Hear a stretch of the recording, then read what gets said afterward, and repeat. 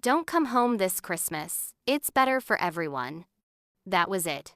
No call. No, we miss you. Just a text from my father that landed like shrapnel. I stared at the blinking string lights in my tiny off-base apartment and felt something colder than December settle in my chest. After years of deployments, surgeries, sandstorms that scraped my lungs raw, the war that finally broke me was 12 words from the man whose approval I'd chased since I could grip a snow shovel. My name is Rachel Monroe, and if you've ever learned to stop bleeding for people who enjoy the color red, stay with me. I typed one word back, understood, and pressed send. Not the fine that begs for a second question. The final kind. The kind that closes a door so softly it sounds like snow. I canceled the flight I'd booked 3 weeks earlier, closed the laptop like I was sealing a wound, poured a glass of cheap red, and toasted the silence. The army sharpened me to withstand explosions. Nobody warned me families detonate quietly. 5 days before Christmas, I woke to 10 missed calls, 3 from Mom, 2 from my brother Tyler, 4 from Dad, and 1 from an unknown number that made the room tilt, Wells and Carter. Attorneys at law. I didn't listen to a single voicemail. Not yet. Because by then a different kind of armor had clicked into place, one I didn't own at 18 when I shipped out with a buzz cut and a promise to make him proud. He never hugged me at basic graduation. He didn't ask about the nightmares after my convoy got hit outside Kandahar. He did ask for money when the roof leaked. I sent checks from overseas and happy anniversary flowers from forward operating bases that smelled like diesel. He replied with thumbs up emojis and make good choices. When I made sergeant, he handed me a shovel before I'd unlaced my boots. Driveway first, he said. Then we'll talk. We never talked. This year was supposed to be different. Honorable discharge in my pocket. A pension that barely covered rent but bought me time to breathe. Plans that looked suspiciously like a normal Christmas. Cookies with Mom, trashy movies with Tyler, a quiet seat at the table without feeling like a stray dog someone forgot to shoo away. Then his message arrived and flipped the table anyway. The thing about getting good at clearing rooms is you also get good at clearing memories. I dug through an old deployment hard drive for holiday photos and found something else, a scanned PDF. I barely remembered signing at 24, home for 48 hours, still smelling like Afghanistan. A second mortgage refinance Dad had, needed a quick co-sign for because of the bank's red tape. He'd pressed a pen into my hand like a father presses a corsage onto a prom date. Just a technicality, he'd said. You help your family, right? The legalese winked back at me like a fuse quietly burning. In the event of borrower default or voluntary transfer, the cosigner assumes controlling interest until maturity, not partial, controlling. I leaned back, heartbeat slow and heavy. While he was busy texting exile, I was sitting on paperwork that made me something I never asked to be, his majority partner. In his house. The one with the framed deer head and the Monroe doormat he rolled up when I shipped out the first time because this family doesn't need charity optics. I called a JAG buddy turned real estate attorney and read the clause aloud. He whistled low. If he's in default and I'd bet your re-enlistment bonus he is the statutes on your side. You can take management, condition, occupancy, demand, compliance. Doesn't mean kicking them out, but it means they don't get to tell the landlord to stay away at Christmas. Landlord. I let the words settle. It felt wrong in my mouth, right in my bones. I didn't text my dad. I drafted a letter instead. Polite, surgical, undeniable. Effective immediately, I am exercising controlling interest as co-signer and legal majority stakeholder of 12 Windmere Lane. All communications to be directed through counsel. Management procedures commence upon receipt. I printed it, signed with a steady hand, Rachel Monroe, SFC, REAT, and sent it certified mail. Old school. Paper that cuts. Then I packed a single duffel, booked a cabin in the Smokies, and drove east with the heater roaring and the radio off. Snow began at the state line, fat and slow, as if the sky were thinking hard. In the quiet, fragments of my dad's rules drifted up like smoke. Don't talk about the mortars, it upsets your mother. Don't wear the uniform to church, it looks like showing off. Don't expect a parade, being a good daughter isn't an achievement. I arrived to a cabin that smelled like cedar and dust. lit a fire, turned off my phone, let the world go dark except for the orange pulse in the hearth and the claws flickering behind my eyes. Morning. Coffee. Snowlight. I powered the phone and watched messages crawl in like ants, voicemails layered with static and anger. I didn't press play. I opened one text instead, from the unknown number I'd ignored last night. Miss Monroe, please contact me regarding the Windmere Lane property. There are issues your father did not disclose. I stared at the words until the coffee went cold. Issues he didn't disclose. When I finally called back, the lawyer said 4 words that slid the floor out from under me. Rachel, there are tenants. Tenants? I repeated, the words scraping my throat. 2 upstairs bedrooms, the lawyer said, cash rentals, no leases. And the basement was converted without permits. If there's a fire, it's a death trap. Miss Monroe, your father's been collecting rent on a property you partially own, while in default. I stared at the cabin window, snow drifting like ash. How late is he? 3 payments. Bank sent a notice. He didn't tell you because telling you would mean acknowledging you. A pause. Given the clause, you can assert controlling interest immediately. I recommend a formal inspection, notices to cure or quit for any unlawful occupancy, and a rent accounting demand. Today. The military teaches you to breathe through chaos. Inhale 4, hold 4, exhale 4. When I could trust my voice, I said, draft everything. I'll need a property manager I can trust. I can refer someone. I already have someone, I said. A sergeant who never fumbled a clipboard in his life. 30 minutes later, I was on a 3-way call with Cruz, a former squad leader who ran a veteran-owned property firm. He didn't ask for backstory, just mission parameters. Copy, he said. We'll post notices, document conditions, and keep it non-confrontational. You want us there Christmas Day? I glanced at the quiet fire. The calendar didn't care if you were ready. Christmas Day, 1600. If they don't recognize boundaries, they'll recognize badges and binders. Before we hung up, Cruz added, heads up, expect theatrics. People like your dad perform when they lose control.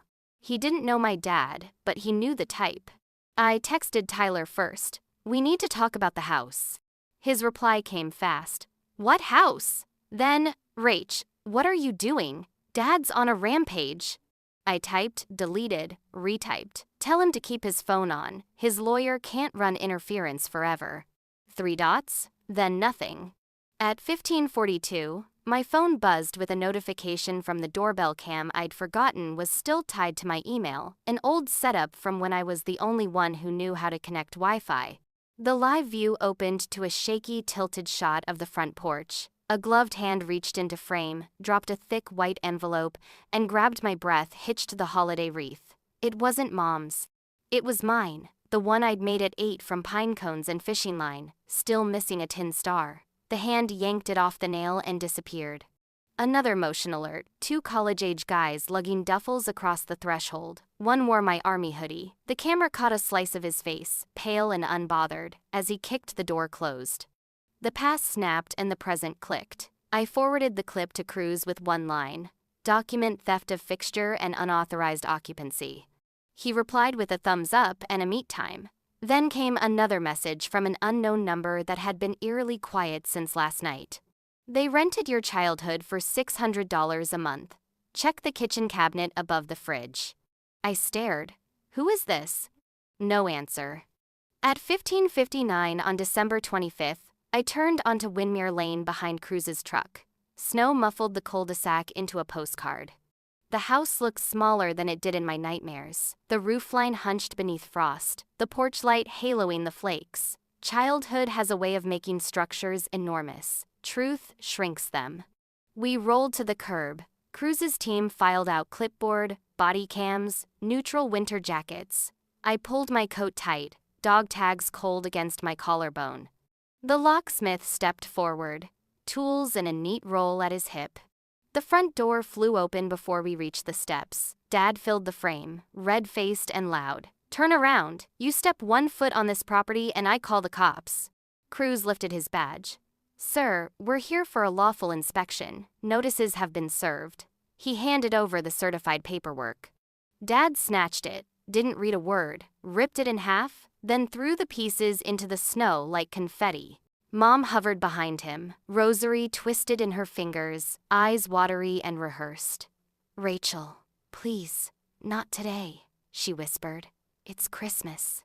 "Yeah," one of the college kids called from the hallway, voice thick with entitlement. "You're ruining the vibe." I ignored him. "We're going to look at the basement," I said evenly. "For your safety, Mom. For the kids you illegally crammed down there." Dad's jaw nodded. "There's nothing in the basement." His gaze cut sideways, just for a heartbeat, toward the back hallway. It was enough. Cruz nodded to his teammate, who already had the camera rolling. We stepped inside. The air smelled like damp drywall and cheap cologne. I passed the mantel where my boot camp photo used to sit. Now there was an empty rectangle of sun-faded paint, a ghost frame. "Basement's this way," I said, heading for the door under the stairs. Dad lunged to block me. Cruz placed a calm hand between us. "Sir, interfere again and we pause this for law enforcement." From behind the basement door came a sound I hadn't expected, soft footsteps, then a cough. Not a man's, a child's. I met Mom's eyes. She looked away. I opened the door. Cold air breathed up from the dark. A string of mismatched fairy lights flickered below, illuminating a makeshift room, mattresses on concrete, a space heater humming dangerously close to a frayed blanket, a hot plate perched on a crate.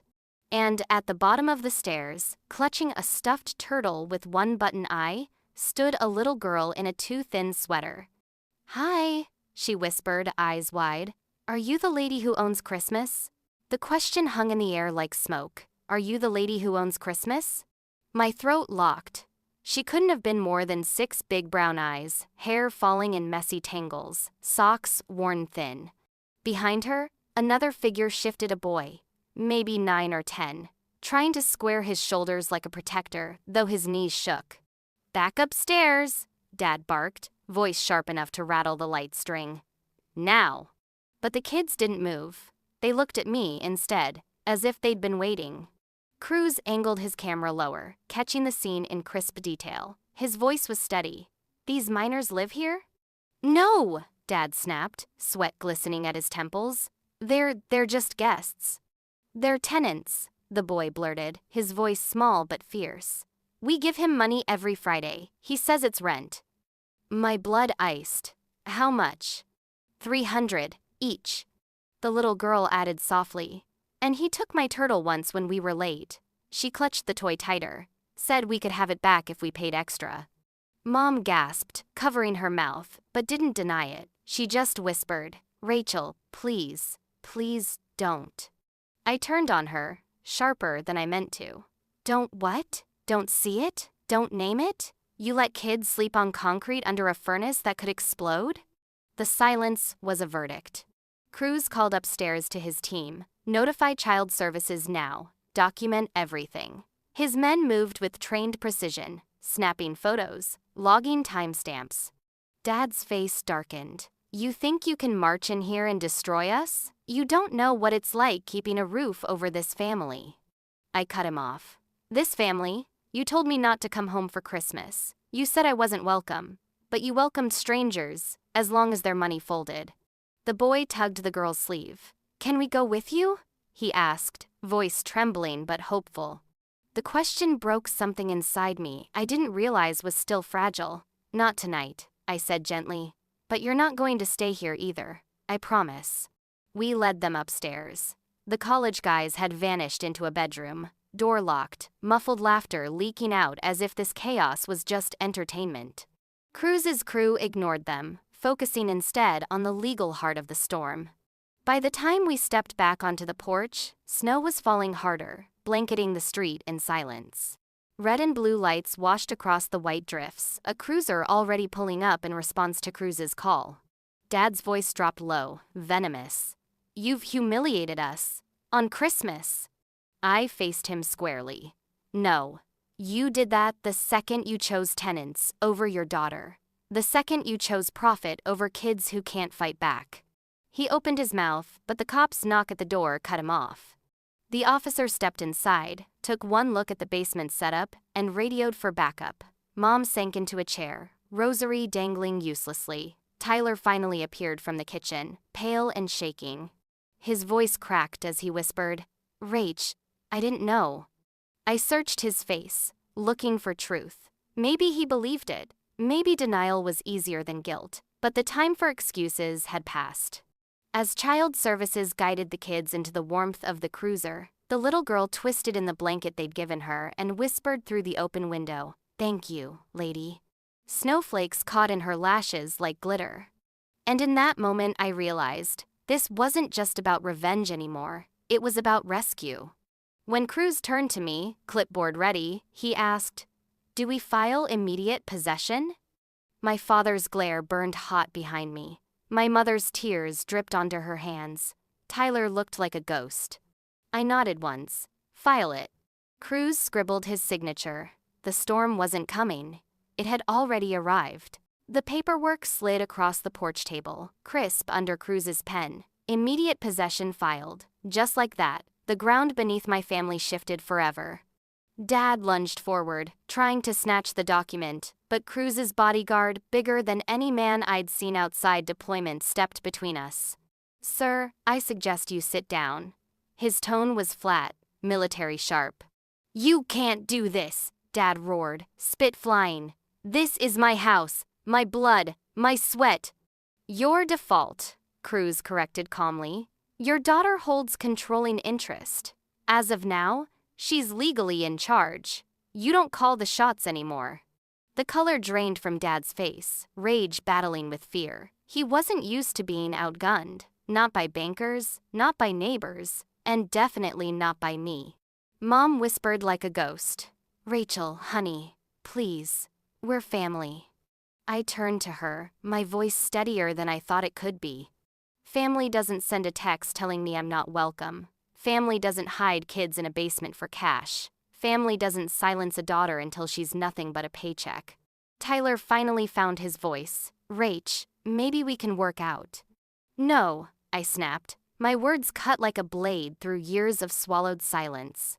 "You had every Christmas to work it out, every deployment, every phone call you ignored. I begged for scraps of love, and you gave me exile."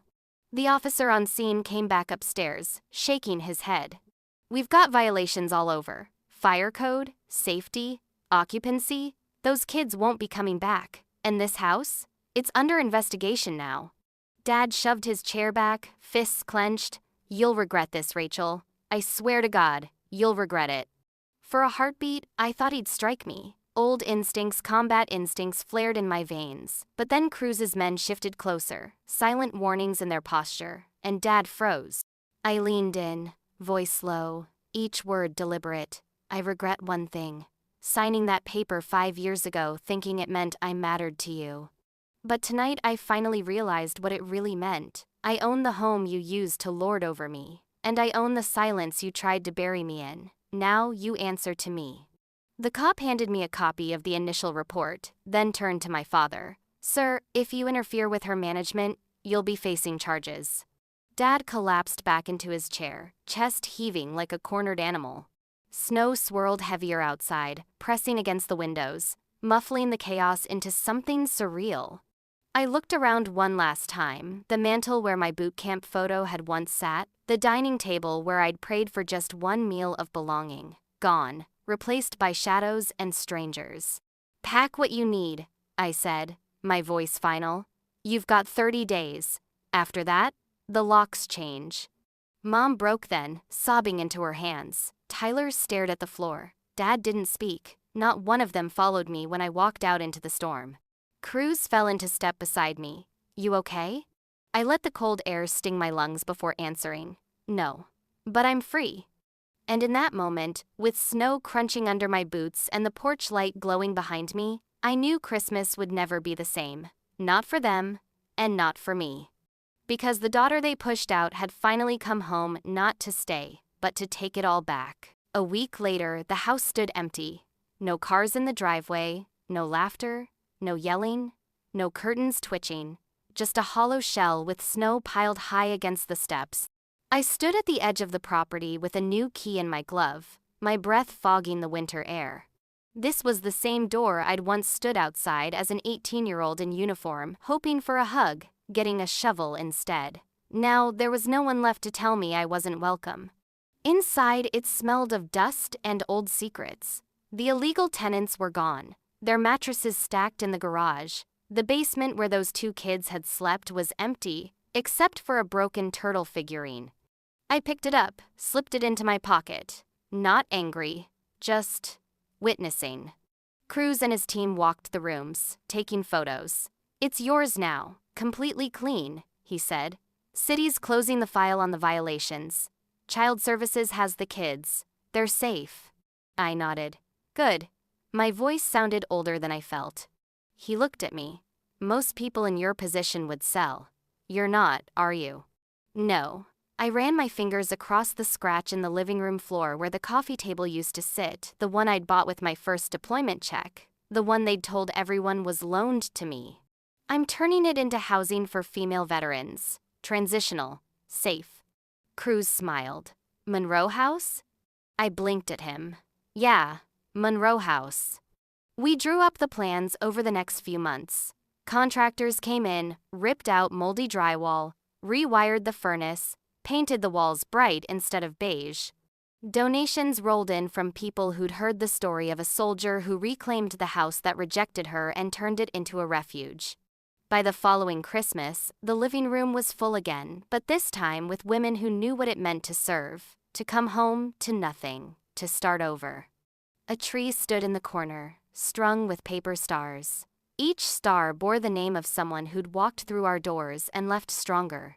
I poured cocoa for a young Marine fresh out of a tour, watched her hand stop shaking after the first sip. She whispered, "I didn't think anyone cared." I smiled softly. "You're home now, even if just for a little while." Out on the porch, the cold bit at my cheeks but didn't reach my heart. I lit a single candle, set it on the railing, and watched its flame flicker against the snow. Not for my father, not for my mother. For the girl I used to be, standing in the driveway waiting for love that never came. No one from my family has called since they left. No apologies, no explanations. Maybe they're too proud. Maybe they're ashamed. Maybe it doesn't matter. Because I finally understood the point of all of it.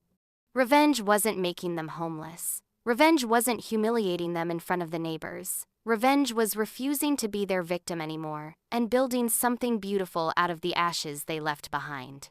So every Christmas now, the porch glows with candles. Inside, the smell of cocoa and pine replaces dust and secrets. Laughter bounces off the walls. And on the mantel where my boot camp photo used to sit, there's a new frame, a picture of a dozen women, arms around each other, smiling. Underneath it, etched in brass, "Welcome home." That's my story, not of destruction, of restoration. Of a soldier who came back to reclaim her dignity, her name, and a house full of ghosts, and gave it to people who would never again stand outside in the snow, unwanted.